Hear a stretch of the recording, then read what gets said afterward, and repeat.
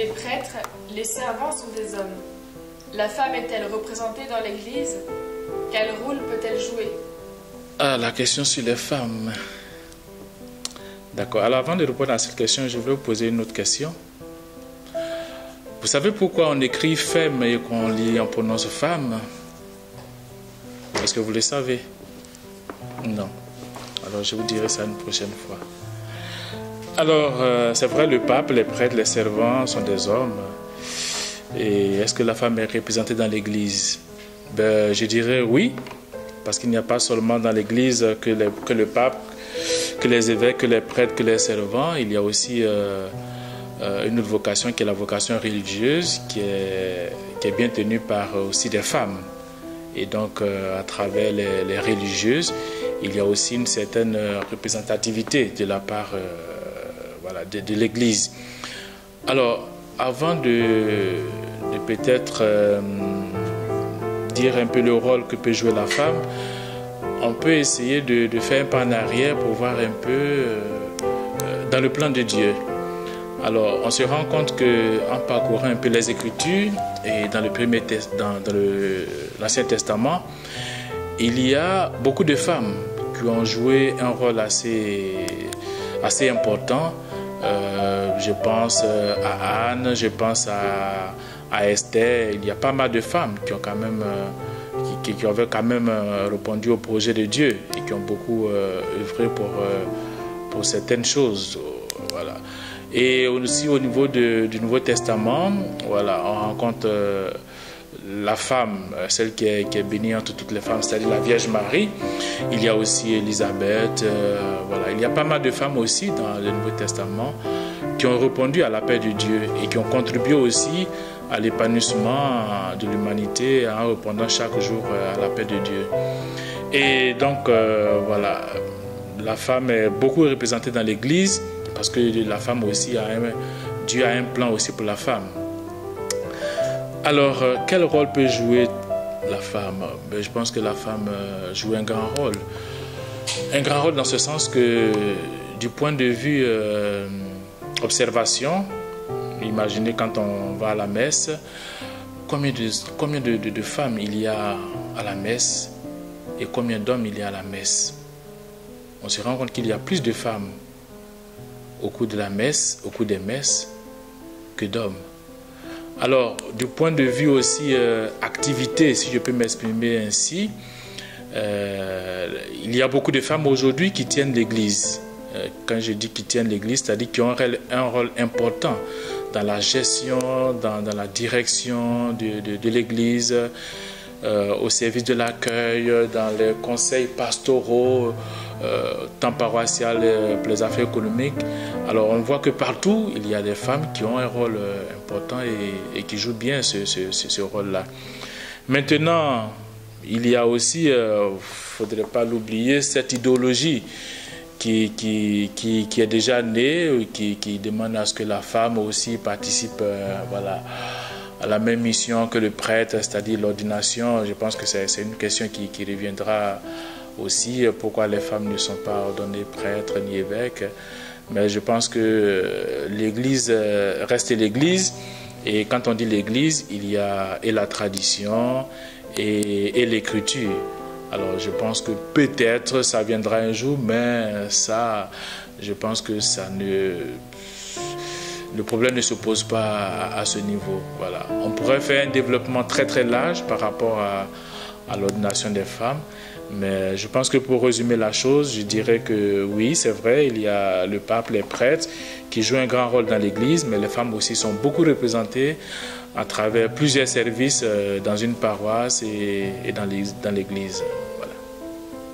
Peut-on envisager des ordinations sacerdotales ou diaconales de femmes dans le futur, sachant qu'au début de l'Église, il y avait des diacres non ordonnés? C'est une question à laquelle les derniers magistères de l'Église s'est assez plongé depuis Vatican II, surtout Jean-Paul II. Et il a écrit plusieurs lettres, notamment Mulieris Dignitatem, où il répond à cette question, et je ne peux pas répondre en quelques minutes à toutes les raisons qui sont à la base de cette réponse, mais l'Église, en fait, je pense qu'il faut sortir un peu de la question immédiate, non? Parce que ce qu'il y a derrière cette question, c'est la question du pouvoir. Est-ce que les femmes ont la capacité de marquer la destinée de l'Église? Et parfois, ce qu'il y a derrière aussi, c'est le cléricalisme, c'est-à-dire la manière comment les prêtres ont vécu son rôle de prêtre, pas au service des autres, mais en se servant des autres pour utiliser ces pouvoirs, services pour eux-mêmes, et pas pour que chaque baptisé puisse développer au maximum les talents et les charismes que Dieu lui donne. Mais je voulais souligner une seule chose, même si je vous invite vraiment à lire ce texte de Mulieris Dignitatem, parce que c'est là qu'on prend la question avec beaucoup plus d'analyse de la réalité. Mais une chose qui fait Jean-Paul II, c'est dire qu'avant le rôle de la prêtrise, dans la relation, le plus important pour tout homme et pour toute femme, c'est sa relation avec Dieu. Et dans cette relation pour laquelle Dieu nous a créés, que c'est une relation d'époux, épouse, Dieu, le Christ, il est l'époux. Et l'humanité est l'épouse. Et justement, il renverse la question. Et il dit que c'est les femmes qui doivent nous apprendre aux hommes à vivre cette vocation fondamentale qui est première, qui est avant d'être prêtre, parce qu'avant d'être prêtre, nous sommes baptisés, et c'est les femmes qui doivent nous apprendre à nous placer dans ces dimensions féminines de l'existence, celles qui accueillent la vie, qui accueillent l'autre, etc. Mais voilà, je les touche très rapidement. Après, par rapport à la question du diaconat, je renvoie aussi à ce que l'Église est en train de faire. Le pape François avait créé une commission pour étudier les sujets avec cette même information de que dans l'Église primitive il y avait cette figure de diaconesse, mais c'est pareil, est-ce que c'est la même figure de ce qu'on comprend aujourd'hui par diacre? Voilà, Et la première commission qu'il a créée, à la fin de ses travaux, ils sont conclus que non. Et le pape a à nouveau créé une autre commission et il a à nouveau lancé les travaux et cette commission est en train de travailler. Alors, ce qui est intéressant, parfois on répond et on laisse les médias nous répondre. Quand il y a quelqu'un qui prend tous les magistères de l'Église, qui prend la tradition de l'Église et qui analyse avec un peu plus de profondeur les choses, il faut faire confiance. Voilà. Moi, je fais confiance à ce qui nous sera dit par ces commissions qui étudient les sujets. Voilà. Les prêtres ne connaissent pas de femmes. Est-ce pénalisant? Pourquoi le célibat? J'aimerais bien qu'on me précise qu'est-ce que ça veut dire connaître des femmes. Mais bon, moi, je pense que la question est très liée, ça je le vois surtout chez les jeunes. Comme moi, je suis jeune aussi, c'est une des premières choses qui cloche surtout chez les gens. La question par rapport à la sexualité et aussi par rapport au mariage. Pourquoi les prêtres ne se marient pas? Et pourquoi c'est là? Quelles sont les raisons? Parce que si aujourd'hui c'est tenu, il doit y avoir de bonnes raisons. Alors il y en a, c'est quelque chose de très débattu, il y a plein de bouquins, de livres, de conférences, des trucs qui ont été faits. Et ce n'est pas le cas ici d'essayer à tout répondre, mais je voudrais donner quelques éléments pour vous faire penser à ça. Mais je pense que tout d'abord, il faudrait se poser la question de qu'est-ce qu'on met derrière, parce que c'est là où il y a tout l'enjeu. Par rapport à l'anthropologie, et déjà la question de la sexualité, la question de l'amour, la question de la famille, la question de la femme. La première chose que je vais mettre un peu en clair, c'est ce qui est dit dans la question. Et c'est une pénalisation vraiment. Est-ce que vraiment, vous savez, c'est facile dans la vie choisir quand il y a quelque chose de mauvais, quelque chose de bon. C'est évident, tu choisis ce qui est bon. Le problème, c'est quand tu as plusieurs choix qui sont bons. Là, on exerce le discernement pour dire quel est le meilleur. Alors, évidemment que les choix qu'on pose comportent des renoncements, mais tout le monde renonce à des choses. Parce que devant nous se présentent des choix qui nous ferment certaines portes, mais ce n'est pas ça qui est l'essentiel. L'essentiel, c'est que cette porte qui s'ouvre devant toi, que tu choisis d'ouvrir et d'avancer, c'est ça qui te fait avancer. Dans une salle, si tu as 10 000 portes et que tu veux voir derrière toutes, tu n'arrives jamais à avancer. Celle-là, elle est pas mal, mais celle-là, elle est pas mal, c'est ce qu'on fait aujourd'hui. On essaye de tous les côtés, on essaye tout. On goûte à tout dans la vie. Et bien comme ça, on n'avance jamais. En sachant que quand on avance, il y a d'autres portes qui se ferment. Peut-être je ne l'explique pas bien, mais c'est une image pour comprendre aussi qu'un homme qui se marie, désolé, mais renonce à toutes les femmes dans l'univers, sauf la sienne. Il a choisi une seulement. Nous, on a choisi quelque chose qui nous a semblé meilleur. C'est-à-dire, ce n'est pas une pénalisation. On ne renonce pas à quelque chose qu'on nous dit déjà, oui, mais c'est bon. Il y a plusieurs raisons. Moi, je voudrais évoquer un peu trois. Il y a une raison qu'on peut dire un peu plus pratique, parce que c'est une vie consacrée, qu'on consacre, et c'est vrai. Et ça, je vous mettrai en lien à une vidéo d'un abbé qui a répondu à cette question en racontant un peu ses côtés pratiques qui peuvent vous aider vraiment à comprendre. Je ne vais pas vous le résumer, mais je vous invite à le voir. Il explique très simplement, très clairement, comment vraiment il y a un côté pratique dans ça, dans le fait que nous disposons du temps pour donner aux autres. Et la question profonde, c'est toute la question en fait de la sexualité. Qu'est-ce que cela ça veut dire? Parce que la vraie sexualité, c'est un vrai don de soi. C'est toute la question du don de soi. Parce que sinon, ça reste tout dans les corps. Et c'est la chose qui choque de plus les gens. C'est le fait que je me prive de quelque chose qui est une relation sexuelle avec une femme. Une relation avec une femme ou me marier avec une femme. Et en fait, la sexualité, ça ne prend pas que le corps de la personne, ça touche tout, toutes les dimensions. Et il est possible, quand on le vit dans le vrai don de soi, de se donner d'une autre façon. Vraiment, Dieu nous comble dans ces choix qu'on fait. Pourquoi? Parce qu'il y a une réalité, et c'est l'autre point important théologique, qui est la résurrection. Les prêtres ont dit qu'il est signe, témoin de cette résurrection. Jésus-Christ le dit, à la résurrection de la chair, nous serons comme des anges. On ne prend plus ni femme ni mari, on sera comme des anges dans le ciel. Et nous, d'une certaine façon, on est signe de cette anticipation, on anticipe déjà ce qui est la résurrection de la chair, qui est vivre totalement donné au Christ et à son corps. Nous, d'une certaine façon, je le mets entre guillemets, on a aussi une femme, qui est l'Église, à laquelle nous nous donnons comme un père ou une mère se donne à sa famille. Et nous aussi, nous vouons notre être, notre corps, nos énergies, notre temps pour le corps du Christ, qui est l'Église. Et le Christ, comme de tout baptisé, il est notre époux. Nous sommes par notre baptême épousés par Jésus-Christ. Tous ces côtés affectifs qu'on peut imaginer dans les mariages entre l'homme et la femme et les enfants, et tout ça, tous ces côtés affectifs, il est comblé par Jésus-Christ déjà. Il est comblé par Dieu. Et cela nous comble nous aussi. Et il n'y a qu'à voir.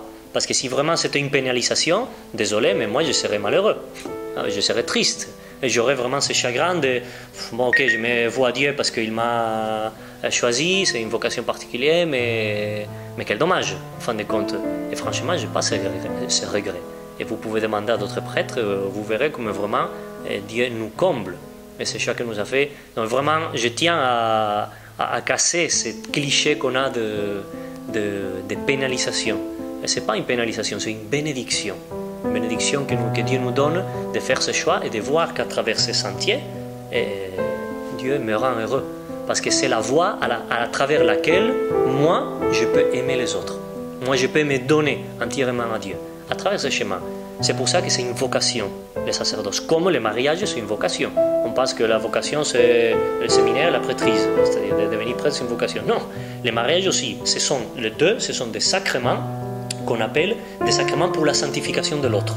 Il y a les sacrements de notre sanctification, le baptême, l'Église chrétienne, la confession, tout ça. Mais les sacrements pour le service, ce sont le mariage et le sacerdoce. Chacun a les siens propres, mais c'est des moyens, c'est des voies, des chemins particuliers et que Dieu appelle à chacun et Dieu prépare pour que nous puissions que ça serve aussi à notre sanctification évidemment, mais que pour que nous puissions nous donner à l'autre. Certains le font dans les mariages, à travers sa femme, à travers ses enfants, à travers la famille, et nous on le fait dans la prêtrise, en nous donnant à l'Église. Mais il n'y a aucune pénalisation. La vie ne consiste pas à goûter tout et à renoncer à aucun plaisir. Non, pas du tout. Mais on peut renoncer à certains plaisirs quand il y a un bien supérieur et qui nous attend. Et qui pour nous, c'est la vie éternelle avec Jésus-Christ. C'est la vie avec le Christ, c'est la vie avec son Église. Moi, c'est ça qui m'a comblé. Et pourtant, moi, dans ma jeunesse, je le dis comme témoignage aussi, j'ai goûté à tout. Pratiquement à tout, les plaisirs, toutes les choses qui pouvaient me combler. Et maintenant, c'est avec cette voix où les gens me voient comme une espèce de réprimé, qui a renoncé à quelque chose de bon. Oh là là, mais celui-là, c'est l'image que j'avais du prêtre aussi, un raté. Pourquoi? Parce qu'il renonçait à quelque chose qui est de droit naturel, qui est normal, que tout le monde devrait avoir. Désolé. Mais nous sommes appelés à quelque chose de plus grand que la simple image qu'on a de la sexualité. C'est pas vrai. Et ça casse aussi, j'espère, tous ces clichés qu'on a par rapport à ça. Le vrai bonheur, dans l'amour, c'est le vrai don de soi, le don total de soi. Et qui peut se donner, c'est pour ça que d'une certaine façon, nous les prêtres aussi, on exerce notre sexualité d'une façon différente. Mais on l'exerce, elle n'est pas réprimée, elle n'est pas cachée. Parce que ça prend pas le corps seulement, la partie biologique, ça prend tout. Ça prend le cœur, ça prend l'âme, ça prend l'intelligence, ça prend le corps, ça prend tout. Comment lire et assumer certains textes controversés de la Bible, comme la lettre de Saint Paul apôtre aux Éphésiens et la première lettre à Timothée? Pour comprendre certains textes bibliques, d'abord, nous, on ne prend pas les textes bibliques au pied de la lettre. Nous, on les interprète, et pour interpréter, c'est nécessaire de revenir au contexte culturel de l'époque et les rôles que les femmes occupaient. Et c'est parce que c'est dans ces contextes que la lettre a été écrite et que Saint Paul a écrit, etc. Voilà, ça c'est la première chose pour comprendre. Et ceci dit, je prends les deux textes séparément. Non, le premier de la lettre aux Éphésiens, où dit femme, vous devez être soumis à votre mari comme le Christ, comme l'Église au Christ, parce qu'il est la tête. Voilà. En fait, il faut pas jamais lire un verset de la Bible séparé de la lettre, du livre où il est écrit, et de l'ensemble de la Bible. Parce que c'est ça qui nous fait dire à la Bible ce qu'elle ne dit pas. Nous, la Bible, c'est un ensemble. Et chaque texte, il faut le placer dans l'ensemble des textes. Et là, si vous continuez à lire, justement, la suite, Saint Paul dit « Marie, aimez vos femmes comme le Christ a aimé l'Église et s'est livré pour elle. » Et nous pouvons regarder la croix et voir de quelle manière le Christ a aimé l'Église et de quelle manière il invite les maris à se mettre au service de ses épouses comme le Christ l'a fait. Ce n'est pas, c'est l'une au service de l'autre, c'est l'une et l'autre chose que dit Saint Paul, et pour les femmes et pour les époux et pour les épouses, on peut alterner, c'est les deux choses. Après, dans la première lettre à Timothée, Saint Paul dit « Je ne permets pas à une femme d'enseigner ni de dominer son mari, mais qu'elle reste dans le calme. » Là, je reprends la même idée, cette question de si la femme peut enseigner dans l'Église, juste dans tous les travaux que les dernières décennies a été fait dans l'Église par rapport au rôle de la femme, et notamment le pape Benoît XVI, en étant Ratzinger, le préfet pour la Congrégation pour la doctrine de la foi, juste il découvre que le rôle de la femme dans la Bible, c'est un rôle de prophète. Déjà, il y a des prophètes dans l'Ancien Testament. On voit comment Marie même, elle prophétise dans les Magnificat, par exemple. Alors, justement, ce rôle de prophète, c'est un rôle que la femme a et la femme peut enseigner. Et la preuve, c'est qu'il y a de plus en plus de femmes qui enseignent dans les facultés théologiques, qui enseignent, et l'Église les reconnaît. Alors, il n'y a pas de contradiction, parce que c'est justement en étudiant vocation baptismale qui fait de chacun de nous prophète, prêtre et roi, que la femme participe de ce rôle prophétique du Christ. Voilà, et elle peut enseigner. C'est pour ça que je ne suis pas un spécialiste de la première lettre à Timothée, mais il faudrait voir dans quel contexte déjà on était écrit, à quoi ça répondait. Quand Paul a écrit cette lettre, à quoi ça répondait et qu'est-ce qu'il voulait dire quand il a écrit concrètement ça par rapport aux assemblées, par rapport à des problématiques que peut-être avait à ces moments donnés dans les assemblées des communautés auxquelles il a écrit, etc. Voilà. Mais ne pas le sentir du contexte de la totalité. Et c'est ça que je reviens à ce que je viens de dire. Dans Mulieris Dignitatem, le pape Jean-Paul II montre que dans les contextes culturels de l'époque, l'importance que Jésus donne aux femmes, c'est énorme. On voit comment elles apparaissent constamment de sa naissance jusqu'à la croix et que c'est elles les seules qui sont au pied de la croix, ces 3 femmes qui ont été, et les premières qui sont venues au pied du tombeau et qui ont été témoins de la résurrection. Et c'est pour ça qu'on parle de Marie-Madeleine comme l'apôtre des apôtres, celle qui a annoncé, enseigné, si vous voulez, qui a été annonciatrice du message premier que tout baptisé doit annoncer, de que le Christ est ressuscité. Et c'est des femmes les premières qui l'ont fait, et c'est elles qui ont annoncé cela aux évêques. Alors il y a quelque chose qui est clair si on prend l'ensemble du rôle de la femme dans les évangiles et dans les autres textes du Nouveau Testament.